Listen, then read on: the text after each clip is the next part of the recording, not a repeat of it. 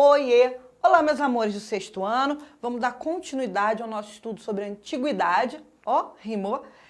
Hoje vamos falar sobre mais dois povos, duas antigas civilizações, os fenícios e os persas. Primeiro a gente vai falar da turma dos fenícios. Gente, fenícios já dá para ter uma ideia do que eles eram, do que eles eram bons por essa imagem, né? Eles eram grandes navegadores e comerciantes. Ó, aqui uma embarcação típica dos fenícios. Observem, que são pessoas, tá? Escravizadas que usavam o remo para o barco se locomover e eles guerreando com outros povos. Quem eram esses fenícios? Que nome é esse, fenício? Fenício vem do roxo. Os gregos chamavam eles assim, né? Porque eles usavam muito tecido com a cor roxa. Eles pintavam de roxo. E aí, fenício significa roxo, acabou pegando o nome e a gente chama, né, pelo nome de fenício. Porém, os próprios fenícios chamavam de cananeus, tá? E não de fenícios. Então, quem eram esses cananeus? Onde que eles estavam? Eles estavam no que hoje é o Líbano, aqui, tá? Hoje é o país Líbano, aqui, ok? Né, ó, Beirute hoje em dia. Bom, nessa região, então, que eles estavam no leste do mar Mediterrâneo, eles foram conquistando o mar. Eles assim, opa, ó, oportunidade. Gente, oportunidade. Vamos conquistar aqui o mar Mediterrâneo, vamos, né, buscar outros lugares. Então, eles saíam daqui para fazer comércio com outras regiões. Agora, imagina lá, 4.000 anos atrás, né? Eles saíam daqui, imagina para fazer um comércio onde hoje é Portugal, que está aqui. Difícil pegar aquela embarcação e ir direto, né? Naquela época. Então, o que eles faziam? Eles saíam daqui, paravam em uma de suas colônias, tá? Uma das suas colônias para reabastecer, então, para tomar conta daquele lugar. Então, vários fenícios foram morando em outros lugares, foram colonizando outros lugares, com uma extensão da própria Fenícia, tá? E aqui, Cartago, a gente vai ver que é a principal colônia. Então, esses fenícios, né? Olha o estilo. Eu acho estiloso. Muito estiloso. Eu gosto. O que eles comercializavam? Eles comerciaram vários produtos que sobravam da sua própria agricultura, como cevada, né? Eles também azeite, vinho, também exportavam joias e artesanato feito de madeira, marfim, tá? E eles também faziam agricultura e, né, dominavam os animais, criavam os animais. Pois bem, e aí todo esse comércio, olha só a quantidade de coisa que eles exportavam, comercializavam. Escravos, cerâmica, cereais, metalurgia, que é metal, e por aí vai. Então, eles pegavam dessa região e iam espalhando. E aí, quando eles faziam as colônias, também pegavam produtos da própria região, como aqui da Península Ibérica, que hoje é Espanha e Portugal, que são os metais, tá? Ouro, cobre e etc. Como era a organização deles? Cidades e estados. Então, eram, né, cidades urbanas, independentes, que tinham poder político em cada uma delas, não era um império, era um poder descentralizado. Cada cidade dessa tinha um rei e um conselho, né, que são as pessoas que ali aconselham o rei, dão opinião, geralmente formado por pessoas mais velhas, né, os anciãos. Pois bem, o que eles tinham em comum? Cultura e religião. Tá?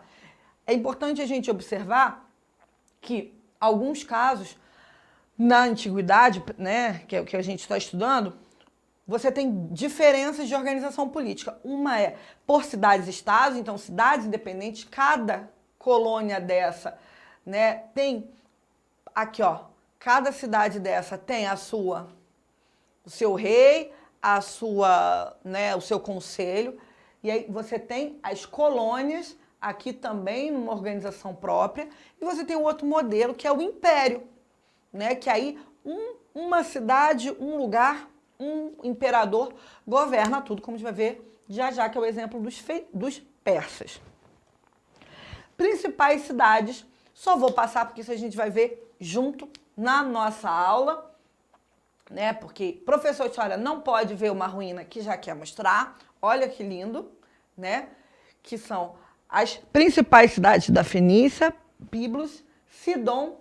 Olha esse contraste, que interessante, de como era a cidade antigamente e a urbanização atual, né? E Tiro, que era uma cidade estratégica para os fenícios, para sua comercialização e defesa. E Cartago, que foi a mais bem-sucedida das colônias, a principal colônia que fica no norte da África. Uma coisa importante a gente destacar que colonização nesse momento é diferente da colonização que a gente teve aqui do nosso país, do Brasil, que era uma colônia de exploração, né, uma colônia de dominação e exploração. Na antiguidade também tinha dominação, claro, também tinha exploração, mas era uma expansão territorial para aumentar, né, além de aumentar, né, suas terras, aumentar a quantidade de locais que eles usavam como portos.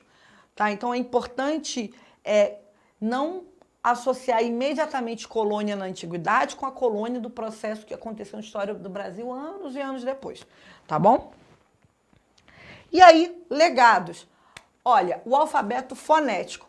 Pode parecer um pouco óbvio, mas como que a gente foi alfabetizado? Pelo som, não é? Então, o som do A, e aí, como é a letra A?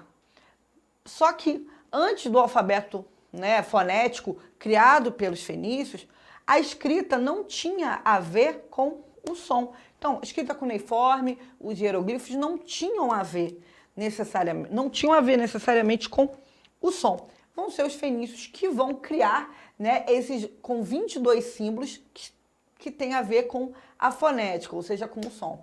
E aí o que acontece? Os gregos vão colocar umas vogais e vão passar a usar esse estilo fonético.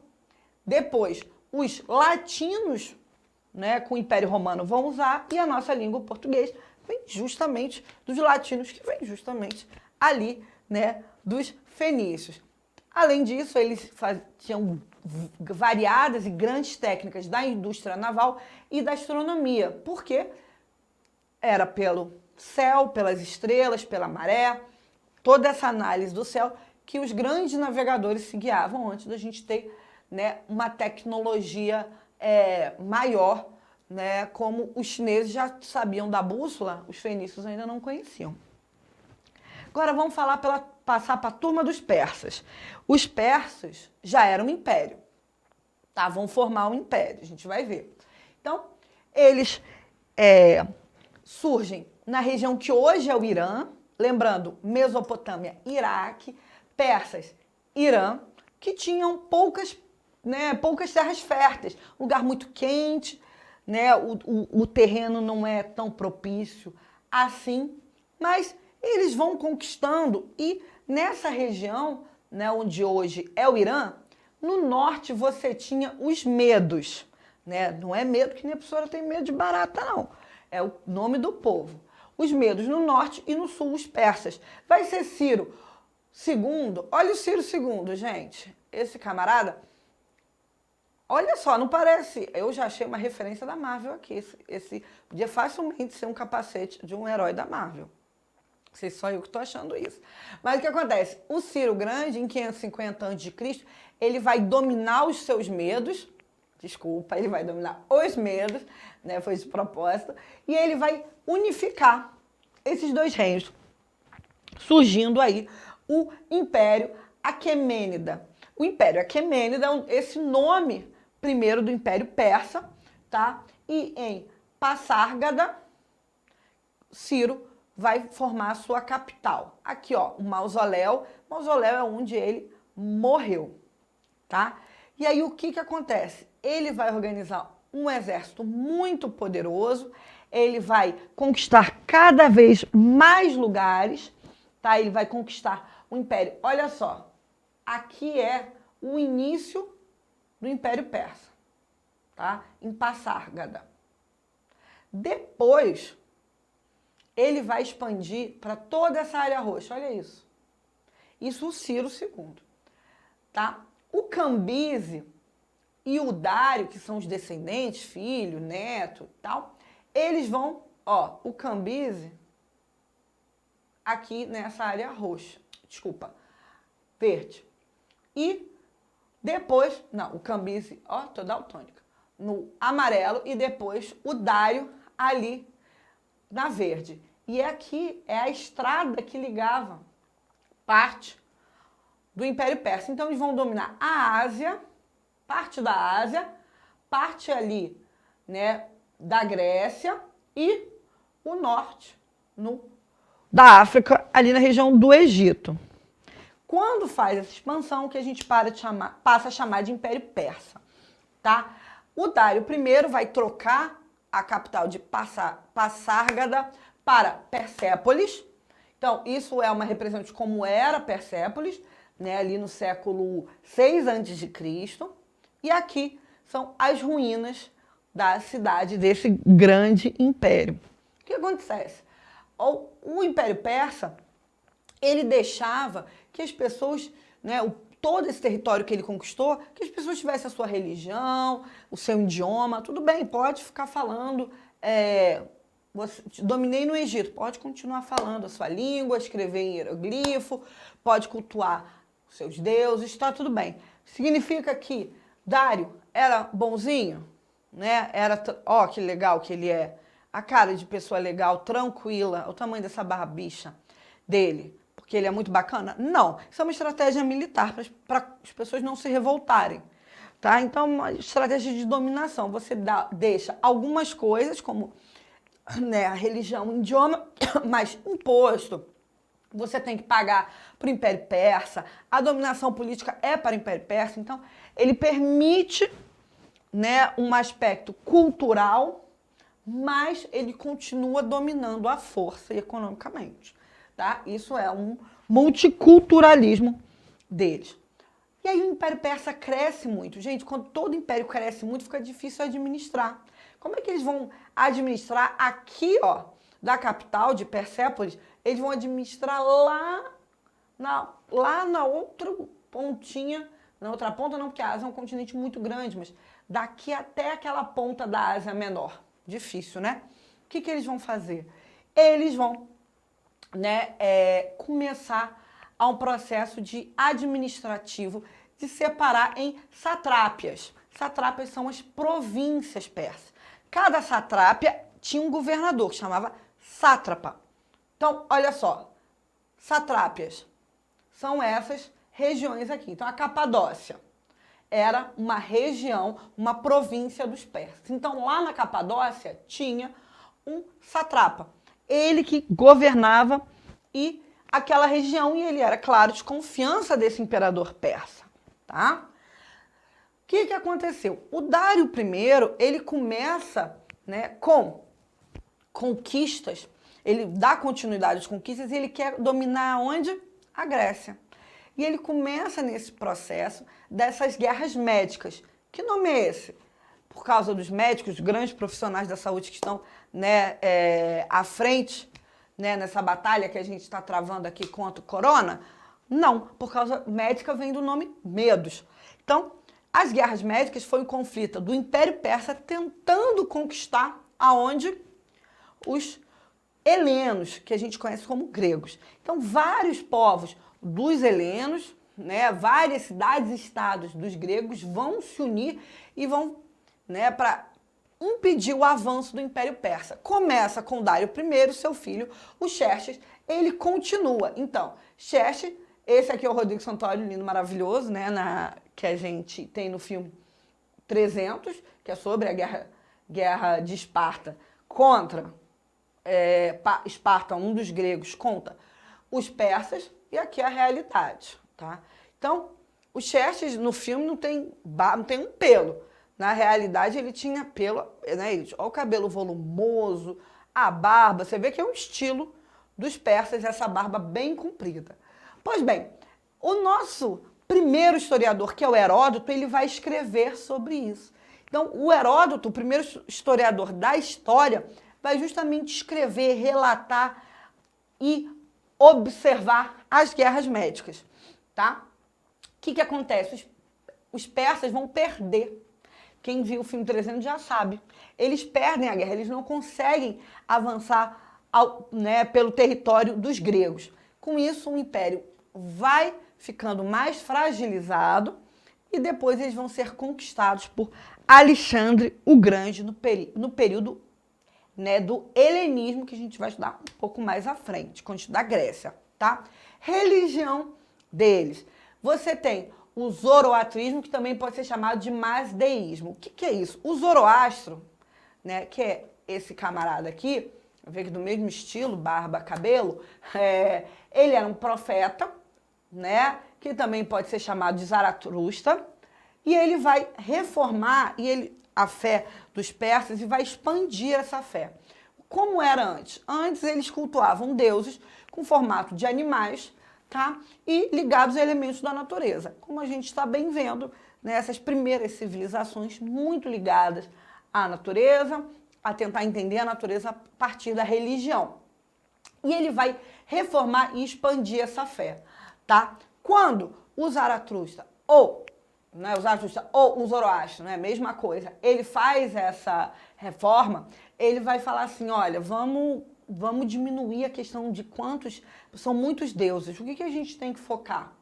Que há uma dualidade. Dualidade é quando tem dois opostos, tem dois pesos e o universo é palco de uma grande luta do bem e o mal. E é o bem e o mal que estão lutando ali pelo universo. Olha só, ele que vai ele vai criar, conceituar a ideia de bem e mal, que está tão presente até hoje, tanto na religião como, não falei da Marvel, filmes da Marvel, não é? Então você tem a luta do bem, o Thanos é o mal, os Vingadores são bem, você tem essa dualidade que vem lá, começa lá na religião dos persas, esse entendimento que você tem o bem e o mal. Então, o bem, que é o Ahura Mazda, que é essa imagem aqui, são as coisas boas, ele é o Deus Supremo, mas também tem o mal. O mal, que é o Ahriman, o Deus Ahriman, que é da ganância, da treva, de querer tudo para ele, que é esse Deus alado, ele tem uma cara de leão, com corpo humano, e ele tem asas, por isso que é alado, tá? E eles também vão acreditar do julgamento dos vivos e dos mortos, e justamente na vida eterna. Essa religião, do Zoroastrismo vai influenciar muitas das religiões monoteístas também. Pois bem, e na cultura? Um império desse precisava de um correio. Eles vão usar correio, para se comunicar dentro do império, entre as províncias também, as satrapas. Eles vão criar uma rede de estradas justamente por essa conexão, e eles vão criar uma moeda única, a primeira moeda única de um império, tá bom? Então, tem isso. Eles vão começar a obra do Canal do Suez. Pessoal, a obra do Canal do Suez, que é o canal para ligar o Mar Mediterrâneo com o Mar Vermelho. Mar Vermelho que a gente estudou lá dos nossos amigos, hebreus, Moisés, que é conhecido por isso, o Mar Mediterrâneo, palco de grandes civilizações como os fenícios. Eles vão começar a criar uma obra aqui, tá? Para ligar onde é o Egito, Mar Vermelho ao Mar Mediterrâneo. E aí depois a gente vai ver isso com mais calma, que é o Heródoto, o primeiro historiador, como eu disse, vai dizer, o Dário, o rei persa, dizer, eu ordenei que esse canal fosse escavado a partir do rio Nilo, até o mar que começa a Pérsia. E a gente viu,